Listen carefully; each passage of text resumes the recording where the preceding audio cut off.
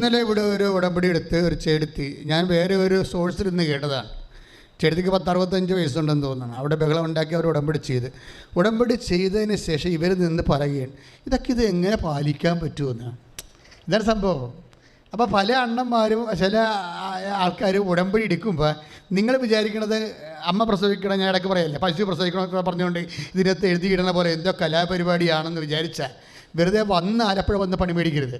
നിങ്ങൾ ദൈവവുമായിട്ട് ഈ ജീവിതത്തിൽ ആദ്യമായിട്ടും നിങ്ങൾ ഒരു വ്യക്തി, ദൈവം ഒരു വ്യക്തി, നിങ്ങളെ ദൈവം തന്നോട് ഉടമ്പടി ചെയ്യാൻ വിളിച്ചിരിക്കുകയാണ്. അപ്പോൾ വിളിച്ചിരിക്കുമ്പോൾ സ്വാഭാവികമായിട്ടും നമ്മുടെ ഭാഗത്തു നിന്നുള്ള റെസ്പോൺസ് എന്താണ്? നമ്മുടെ ഭാഗത്ത് response, we invest faith upon the covenant. നമ്മൾ ആ ഉടമ്പടിയിൽ നമ്മൾ നിക്ഷേപിക്കുന്നത് നമ്മുടെ വിശ്വാസമാണ്. വിശ്വാസം, പെർസീവിങ് ഫെയ്ത്ത്, നീണ്ടു നിന്ന വിശ്വാസത്തിന് നമ്മൾ വിശ്വസ്തത എന്ന് പറയും. പ്രാർത്ഥിക്കുക, കർത്താവായ ദൈവമേ, അങ്ങയോട് ഉടമ്പടി ചെയ്ത് എനിക്ക് വിശ്വാസത്താലും വിശ്വസ്തതയാലും എബ്രാഹത്തെ പോലെ എന്നെ അഭിഷേകം ചെയ്യണമേ. ശ്രദ്ധിക്കട്ടെ.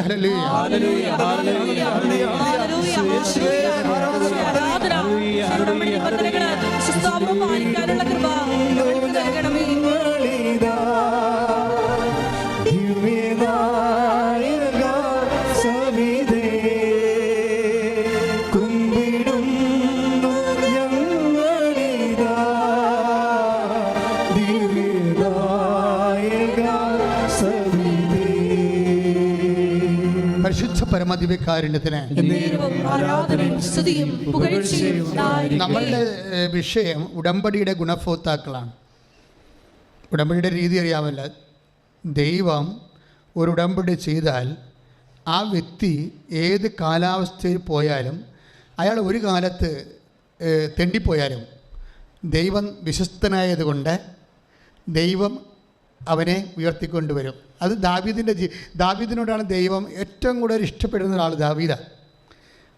അയാൾക്ക് അബദ്ധങ്ങൾ സംഭവിച്ചത് നമുക്കറിയാം. പക്ഷെ അദ്ദേഹത്തിൻ്റെ അനുതാപം അതിനേക്കാൾ, തൻ്റെ അബദ്ധത്തെക്കാൾ വലുതായിരുന്നു ദാവീദിൻ്റെ അനുതാപം എന്ന് പറയുന്നത്. അതുകൊണ്ട് തന്നെ എല്ലാ കാര്യവും നമ്മളെപ്പോഴും ശ്രദ്ധിക്കണം. നമ്മൾ എക്സ് ഓർ വൈ ആരായാലും ചിലപ്പോൾ ജീവിതം അബദ്ധത്തിലായിരിക്കാം. പക്ഷേ നമുക്ക് രക്ഷപ്പെടാൻ മാർഗമുണ്ട്. നിന്റെ അബദ്ധത്തെക്കാൾ വലുതായിരിക്കണം നിന്റെ അനുതാപം എന്ന് ആത്മാവ് ആവശ്യപ്പെടുന്നു. കൈയിട്ടിച്ച് കർത്താൻ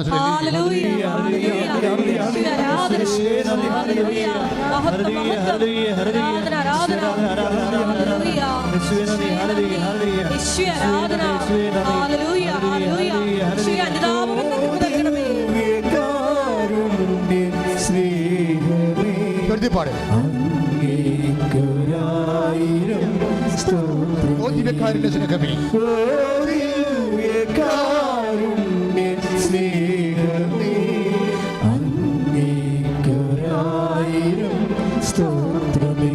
പരിശുദ്ധ പരമദിവ്യകാരുണ്യത്തിന്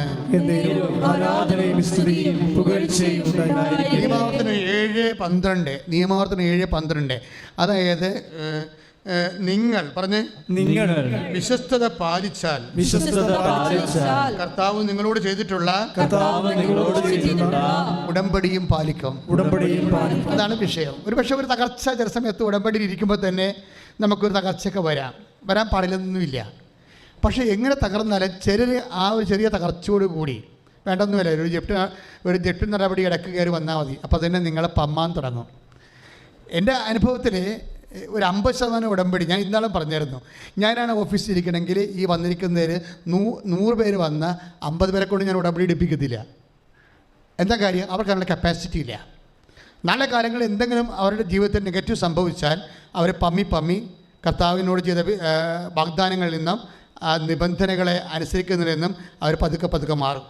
എന്നിട്ട് അവർ ദൈവത്തോട് ചോദിച്ച കാര്യങ്ങൾ നടക്കുന്നുണ്ടോ എന്ന് നോക്കിയിട്ട് വായും പൊളിച്ച് കണ്ണും തുറിച്ച് മേലോട്ട് നോക്കിക്കൊണ്ടിരിക്കും. This is wrong. പ്രാർത്ഥിക്കുക, കർത്താവ് ദൈവമേ, ഉടമ്പടി കാലഘട്ടങ്ങളിലെ നിന്റെ പരിപാലനയുടെ ഭാഗമായി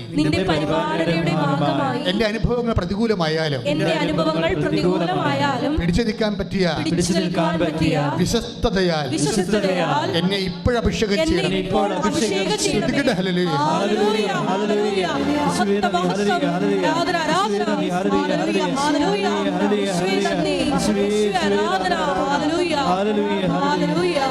ഉടമ്പടി പ്രാർത്ഥനയിൽ അമ്മ ഉടനടി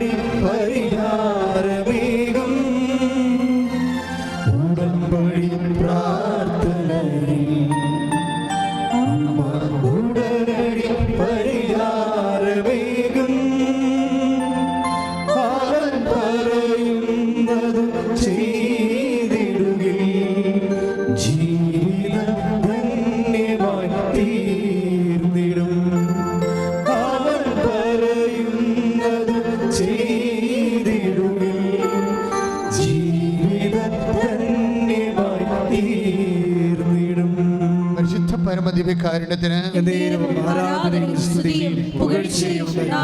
ഞാൻ എൻ്റെ സഹോദരങ്ങളോട് പറഞ്ഞു, ഏറ്റവും വലിയ ഉടമ്പടി ദൈവം ചെയ്തത് ദാവീദുമായിട്ടാണ്. അതങ്ങനെ പറയാൻ കാര്യം, രക്ഷകനെ വാഗ്ദാനം ചെയ്തത് ദാവീദിനോടാണ്. അതിന് ദാവീദ് മറുപടി പറഞ്ഞത്, കർത്താവിൻ്റെ വാഗ്ദാന പേടകത്തിൻ്റെ മുമ്പിലെ സ്വന്തം ഭാര്യ അനുവദിക്കാതിരുന്നിട്ട് പോലും എല്ലാം മറന്ന് അയാൾ നൃത്തം ചെയ്യുകയാണ് ചെയ്തത്.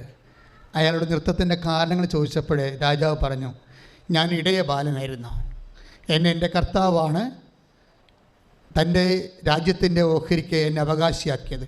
ഇപ്പോഴെന്നോട് പറയുന്നു, എൻ്റെ വംശത്തിൽ നിന്നായിരിക്കും രക്ഷകൻ ജനിക്കുക, പിന്നെ ഞാൻ എങ്ങനെ സന്തോഷിക്കാതിരിക്കും? ഞാൻ ഇനിയും സന്തോഷിക്കുമെന്ന് പറയും. സ്തുതിക്കട്ടെ.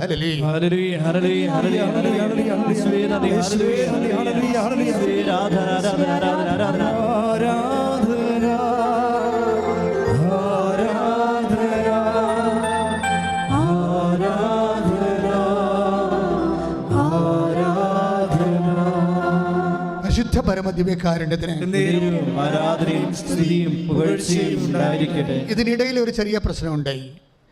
കാര്യം, ബത്ശേബയോട് ദാവീദ് പറഞ്ഞായിരുന്നു, നിൻ്റെ ഭർത്താവിനെ ഞാൻ കൊന്നു. എൻ്റെ ഒരു മാനസികാവസ്ഥയായിരുന്നു. ഇന്ന് എനിക്ക് താങ്ങാനാവാൻ ദുഃഖമുണ്ട്. പക്ഷേ നിന്നെ ഞാൻ സന്തോഷിപ്പിക്കാം. അന്ന് നമ്മൾക്ക് വേണ്ടി പിറന്ന കുഞ്ഞിനെ ആയിരിക്കും ഞാൻ രാജാധികാരം കൊടുക്കുക. അത് ബത്ശേബയോട് ചെയ്ത വാക്കാണ്. അത് അബ്സലോം അറിഞ്ഞത് കൊണ്ടാണ് ദാവീദിനെ വെട്ടിക്കൊല്ലാൻ വേണ്ടി അബ്സലോം വടിതടി ആയുധങ്ങളുമായിട്ട് ദാവീദിനെ ഓടിച്ചിട്ടതും ദാവീദ് നാട് വിട്ടു പോകേണ്ട അവസ്ഥ വന്നതും. ഇത് ഉടമ്പടിക്കാലത്ത് തന്നെ സംഭവിക്കുന്ന വിഷയങ്ങളാണ്. ഉടമ്പടിക്കാലത്ത് ഇങ്ങനെ പല കാര്യങ്ങളും ചില സമയത്ത് നമ്മൾ വിചാരിക്കുന്നേക്കാൾ നെഗറ്റീവായിട്ട് സംഭവിച്ചാലും, അപ്പോൾ ഹൂഷായി എന്ന ഒരാൾ ഉടനെ ദാവീദ് ഇങ്ങനെ അബ്സലോം ഓടിച്ചിട്ട് ജനങ്ങളും പട്ടാളവും എല്ലാം അബ്സലോമിൻ്റെ കൂടി ദാവീദിൻ്റെ കൂടെ അവസാനം കരിയുമ്പോൾ വരാൻ കയ്യിൽ പോലെ 5-8 പേരെ ഉണ്ടായുള്ളൂ. അയാൾ ഒലിവുമലയുടെ മുകളിൽ കൂടി ഓടി രാജ്യം വിട്ടു പോകുന്ന സമയത്ത് എപ്പോഴും ഈ ഷേമായി എന്ന് പറഞ്ഞ സാവൂളിൻ്റെ ബന്ധു ഇയാളെ കല്ല് പെറുക്കി എറിയും. ഒന്ന് ചിന്തിച്ച് നോക്കിയേ, ഇന്നലെ വരെ രാജാവായിരുന്നവനെ ഇന്നൊരു പ്രജ കല്ല് പെറുക്കി എറിയും. അപ്പോൾ അത് അടുത്തുകൊണ്ട് ഹൂഷായി കൂടെ എന്നിട്ട് ഹൂഷായി പറയും, യജമാൻ ഈ ചത്തപ്പെട്ട തല ഞാൻ എടുക്കുമെന്ന് പറയും. അപ്പോൾ ദാവീദ് പറയാം, അടങ്ങുക, കർത്താവായിരിക്കും ചിലപ്പോൾ അവരോട് പറയണത് കല്ല് പെറുക്കി എറിയാൻ പറഞ്ഞത്. പിന്നെ കർത്താവ് പറഞ്ഞാൽ എനിക്കെങ്ങനെ എതിര് പറയാൻ പറ്റും? കർത്താവിൻ്റെ നാമം വാഴ്ത്തപ്പെടട്ടെ. സ്തുതിക്കട്ടെ.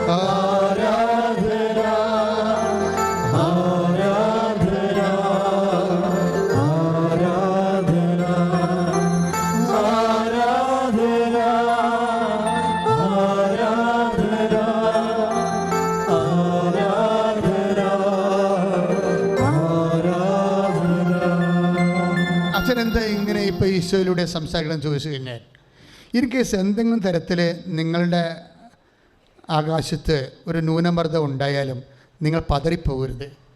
U must get on. അതായത് അത് ഇതിൻ്റെ ഉള്ളതാണ്. ഇപ്പം നിങ്ങളവിടെ ഉറങ്ങാതെയും കഞ്ഞി കുടിക്കാതെയും അതുപോലെ തന്നെ പ്രാർത്ഥനയില്ലാതെയും ഇങ്ങനെ അവസാദം പിടിച്ച ആൾക്കാരെ പോലെ പെരുമാറരുത്. നിൻ്റെ ദൈവം നിന്നോട് വിശ്വസ്തത കാണിക്കുമെന്നുള്ള ബോധ്യത്തിൽ തന്നെ നീ ദൈവത്തിൻ്റെ പരിപാലനയുടെ സമയം വരെ നീ കാത്തിരിക്കണം. എന്താ കാര്യം ചോദിച്ചപ്പോൾ ദാവീദിൻ്റെ കാര്യം കണ്ടേ. 2 നിയമാവർത്തനം 2 Samuel, take the word of God, 2 Samuel 15:20. ശ്രദ്ധിക്കട്ടെ.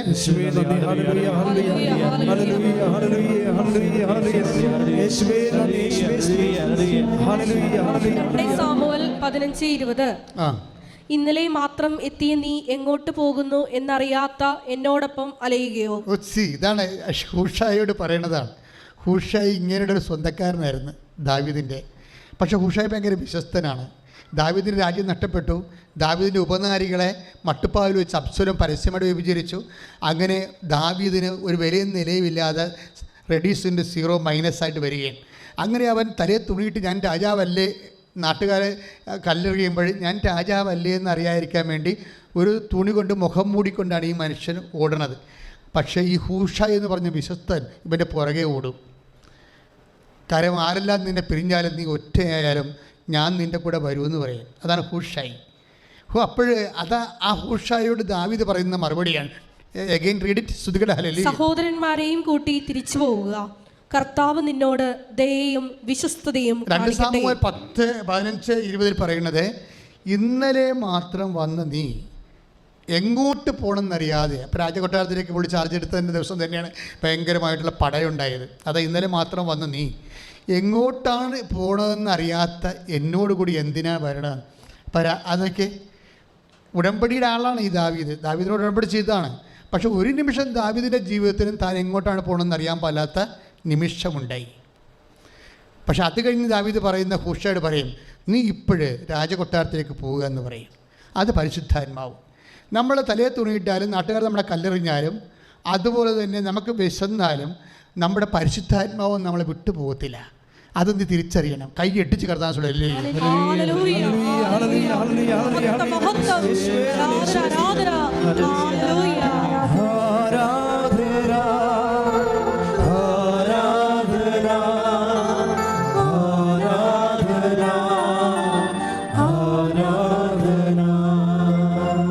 ദാവീദ് പെട്ടെന്ന് ഹൂഷായിക്കൊരു ഇൻസ്ട്രക്ഷൻ കൊടുക്കുകയും, കാര്യം ദാവീദിന് വിശക്കുന്നുണ്ട്, തളർന്നിരിക്കുന്നു, ഭയങ്കര പൊരുവെയിലിൽ 45 ഡിഗ്രി ചൂടിൽ പൊള്ളുന്ന പാറപ്പുറത്ത് കൂടി ജീവിതം കൊണ്ട് ഓടി രക്ഷപ്പെടാൻ പോകുമ്പോൾ ഹൂഷായോട് പറയണതാണ്. എന്താ പറയണത്? നീ എൻ്റെ കൂടെ വരണ്ട. ഇന്നലെ ഞാൻ എങ്ങോട്ടാണ് പോകുന്നത് പോലും എനിക്ക് പിടിയില്ല. ഞാൻ നശിച്ചാലും നീ രക്ഷപ്പെടണം. നീ ഇപ്പോഴ് രാജകൊട്ടാരത്തിലേക്ക് പോകാൻ പറഞ്ഞു. പക്ഷെ നമുക്കറിയാൻ പറ്റണമെന്ന് വെച്ച് കഴിഞ്ഞാൽ, നമ്മളെപ്പോഴും ഓർക്കേണ്ടത്, ദൈവത്തിൻ്റെ കൂടെ സഞ്ചരിക്കുമ്പോൾ ഇതുപോലെ രാത്രികൾ ചില സമയത്ത് വരും. പക്ഷെ എന്നും രാത്രി ആകത്തില്ല, പ്രഭാതം വരും.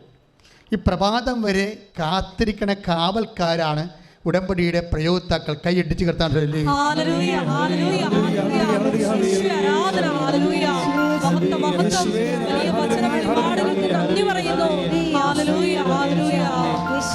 നമ്മുടെ ജീവിതത്തിൽ എൻ്റെ മക്കളെ എന്നെ ശ്രദ്ധിക്കുക. കർത്താവ് എന്നിലൂടെ സംസാരിക്കാൻ വേണ്ടി എനിക്ക് വേണ്ടി സ്തുതിക്കട്ടെ. ഹല്ലേലൂയ.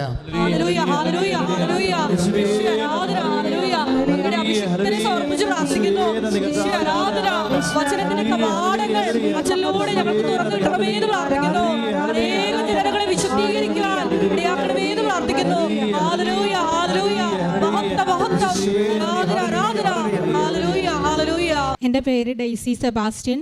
ഞാൻ ആലപ്പുഴ തുമ്പോളി ഇടവകാംഗമാണ്. എനിക്ക് 2018 പിത്താശയത്തിൽ ഒരു കല്ലിനെ തുടർന്ന് എൻ്റെ പിത്താശയം സർജറി ചെയ്ത് മാറ്റേണ്ടി വന്നു. അതിനെ തുടർന്ന് എനിക്ക് ഒരുപാട് അസുഖങ്ങളായിരുന്നു. പിന്നീട് എനിക്ക് ഒട്ടും വയ്യാതെയായി. വൈകുന്നേരമാകുമ്പോൾ എൻ്റെ വയറ് വീർത്ത് വന്ന് എനിക്ക് നടക്കാൻ പോലും പറ്റാത്ത ഒരവസ്ഥയിലേക്ക് ആയി. എൻ്റെ ജോലി നഷ്ടപ്പെട്ടു.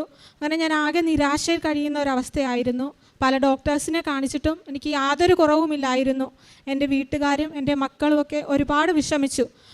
അവസാനം വണ്ടാനം മെഡിക്കൽ കോളേജിലെ സർജനെ കാണിച്ചപ്പോൾ ഡോക്ടർ പരിശോധിച്ചിട്ട് പറഞ്ഞു, 2 കക്ഷത്തിലും തടിപ്പുണ്ട്. അപ്പോൾ ആ തടിപ്പിനെ തുടർന്നുണ്ടാകുന്ന വേദനയാണ്, എത്രയും പെട്ടെന്ന് സ്കാൻ ചെയ്യണമെന്ന്.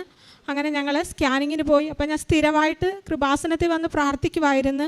സ്കാനിങ്ങിന് പോയി. സ്കാനിങ്ങിന് ചെന്ന് കഴിഞ്ഞപ്പോൾ സ്കാൻ റിസൾട്ട് വന്നപ്പോഴത്തേക്ക് ആക്സിലയിൽ കക്ഷത്തിൽ തടിപ്പില്ല, പക്ഷേ എൻ്റെ 2 ബ്രസ്റ്റിലും മുഴയുണ്ടെന്ന് പറഞ്ഞു. ഞാൻ ആകെ വിഷമിച്ചു. അപ്പോൾ എത്രയും പെട്ടെന്ന് FNS ചെയ്യണമെന്നാണ് ഡോക്ടർ പറഞ്ഞത്.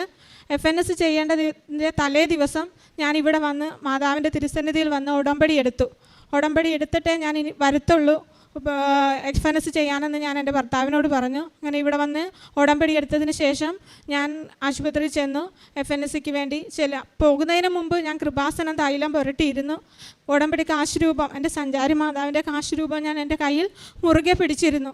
ഡോക്ടർ പരിശോധിക്കാൻ കിടത്തിയപ്പോഴത്തേക്ക് ഞാൻ അതിൽ മുറുകെ പിടിച്ചുകൊണ്ട് ഞാൻ പറഞ്ഞു, മാതാവേ, ഈ പരിശോധനയിൽ അവർക്കൊന്നും കിട്ടരുതേ, എനിക്കൊരു യാതൊരു അസുഖവും ഉണ്ടാകരുതേ എന്ന് ഞാൻ പ്രാർത്ഥിച്ചുകൊണ്ടിരുന്നു. എന്നെ പരിശോധിച്ച് കഴിഞ്ഞതിന് ശേഷം ആ ഡോക്ടർ പറഞ്ഞു, ഇത് ഞങ്ങൾക്കൊന്നും കാണാൻ സാധിക്കുന്നില്ല. അപ്പോൾ സ്കാൻ റിപ്പോർട്ടിൽ 8.4 സെൻറ്റിമീറ്റർ ഉള്ള ഒരു മുഴയായിരുന്നു. അപ്പോൾ അവർ വീണ്ടും വീണ്ടും മാറി മാറി വന്ന് എന്നെ പരിശോധിച്ചിട്ട് പറഞ്ഞു ഞങ്ങൾക്കൊന്നും കാണാൻ കഴിയുന്നില്ല, അപ്പോൾ സ്കാൻ റിപ്പോർട്ടിൽ തെറ്റിയതായിരിക്കും, ആയിരിക്കും, സെൻറ്റിമീറ്റർ ആയിരിക്കില്ലെന്ന് പറഞ്ഞു. അങ്ങനെ ഞങ്ങൾ പുറത്തിറങ്ങി. അപ്പോൾ എൻ്റെ ഭർത്താവ് പറഞ്ഞു ഇല്ല, സ്കാൻ സെൻറ്ററിൽ ചെന്നിട്ട് ബഹളം വെക്കണം, അവരെ വഴക്കിടണം, നമ്മൾ ഇത്രയും നാളും ടെൻഷൻ അടിച്ചതാണ്. ഞാൻ അപ്പോൾ എൻ്റെ ഭർത്താവിൻ്റെ കൈ കയറി പിടിച്ചിട്ട് പറഞ്ഞു ഒരു സ്കാൻ സെൻറ്ററിലും ചെന്ന് ബഹളം വെക്കേണ്ട ആവശ്യമില്ല, ഇതെൻ്റെ അമ്മ മാതാവ് എനിക്ക് സാധിച്ചു തന്നതാണ്, കാരണം എനിക്ക് കുനിയാൻ പോലും പറ്റത്തില്ലായിരുന്നു, അപ്പോൾ അത്രയും വലിപ്പത്തിലുള്ള മുഴ എനിക്ക് ഉണ്ടായിരുന്നു, ഇതെൻ്റെ അമ്മ മാതാവ് മാറ്റി തന്നതാണെന്ന് പറഞ്ഞു. 2 ആഴ്ചയ്ക്ക് ശേഷം റിസൾട്ടിന് ചെല്ലാനാണ് പറഞ്ഞത്. റിസൾട്ടിന് ചെന്നപ്പോൾ അവർക്ക് വീണ്ടും സംശയം, ഡോക്ടറിൻ്റെ റിപ്പോർട്ടിലും സ്കാനിങ്ങിലും എനിക്ക് മുഴ കാണിക്കുന്നുണ്ട്. അപ്പോൾ അവരൊന്നുകൂടെ എന്നെ പരിശോധിച്ചു, കാരണം പിന്നീട് എന്തെങ്കിലും പ്രശ്നം ഉണ്ടായാൽ അവർക്ക് അത് വീഴ്ചയാണെന്ന് പറയും. അതുകൊണ്ട് വീണ്ടും പരിശോധിച്ചു. ആ പരിശോധനയിലും എനിക്ക് യാതൊരു കുഴപ്പവും ഇല്ലെന്ന് എൻ്റെ മാതാവ് തെളിയിച്ചു തന്നു. അതുകൂടാതെ എൻ്റെ മോൾക്ക് പെട്ടെന്നൊരു വയറുവേദന ഉണ്ടായി. ഞങ്ങൾ ഹോസ്പിറ്റലിൽ കൊണ്ടുപോയി. അവൾക്ക് അപ്പൻഡിസൈറ്റിസിൻ്റെ പ്രശ്നമാണെന്ന് പറഞ്ഞ് മരുന്ന് കഴിക്കുന്നുണ്ടായിരുന്നു. ഇപ്പോൾ +2 പഠിക്കുകയാണ്. മരുന്ന് നിർത്തി. കഴിഞ്ഞ ഉത്രാടത്തിൻ്റെ അന്ന് വീണ്ടും വയറുവേദന ഉണ്ടായി. അപ്പം ഞാൻ ഉടമ്പടിയിൽ അതും വെച്ചിരുന്നു. വയറുവേദന ഉണ്ടായിട്ട് കുഞ്ഞ് ഛർദ്ദിക്കുകയാണ്. ഛർദ്ദിക്കുന്നത് മഞ്ഞ നിറത്തിൽ കട്ട ദ്രാവകമാണ് ഛർദ്ദിക്കുന്നത്. വാഷ് ബേസിനിൽ ഒഴിച്ചിട്ട് അത് ഒഴുകി പോകുന്നില്ല. രാത്രി വെളുപ്പിന് 4 മണിയായപ്പോൾ ജനറൽ ഹോസ്പിറ്റലിൽ കൊണ്ടുചെന്നു. അവിടെ നിന്ന് മരുന്ന് ചെയ്തിട്ട് കുറവില്ലാഞ്ഞിട്ട് സർജറി വേണം, അപ്പൻഡിസൈറ്റിസിൻ്റെ പ്രശ്നമുള്ളതല്ലേ, എത്രയും പെട്ടെന്ന് വണ്ടാനത്തെത്തിക്കണമെന്ന് പറഞ്ഞ് ആംബുലൻസിൽ ഞങ്ങളെ വണ്ടാനത്തോട്ട് എത്തിച്ച്. അപ്പോഴും ഞാൻ എൻ്റെ മോളുടെ വയറിൽ ഉടമ്പടി തൈലം പുരട്ടിക്കൊണ്ടാണ് പോയത്. കാശുരൂപം മോളെ കുത്തിച്ചിട്ടുണ്ടായിരുന്നു. അവിടെ കൊണ്ടുചെന്ന് സർജറിക്ക് വേണ്ട എല്ലാ കാര്യങ്ങളും ചെയ്തു. സ്കാൻ റിപ്പോർട്ട് വന്നപ്പോൾ അങ്ങനെ ഒരു അസുഖം കുഞ്ഞിനില്ല. ഡോക്ടർ തീർച്ചപ്പെടുത്തി പറഞ്ഞു ഒരു സർജറിയുടെയും ആവശ്യമില്ല, അവൾക്ക് അങ്ങനെ ഒരു അപ്പൻഡിസൈറ്റിസിൻ്റെ ഒരു അസുഖവും ഇല്ല, വയറ്റിൽ യാതൊരുവിധ പ്രശ്നങ്ങളും ഇല്ലെന്ന് പറഞ്ഞു. ഈ 2 അനുഗ്രഹവും എൻ്റെ അമ്മ മാതാവും തിരുക്കുമാരനും കൂടെ എനിക്ക് ചെയ്തു തന്നതാണെന്ന് ഞാൻ ഉറച്ചു വിശ്വസിക്കുന്നു. അതിന് എനിക്കിവിടെ വന്ന് സാക്ഷ്യപ്പെടുത്താൻ അവസരം തന്ന എൻ്റെ അമ്മ മാതാവിനും തിരുക്കുമാരനും 1000 നന്ദി ഞാൻ പറയുന്നു. ഇതുകൂടാതെ എൻ്റെ മകൾക്ക് SLC പരീക്ഷയ്ക്ക് A+ കിട്ടി.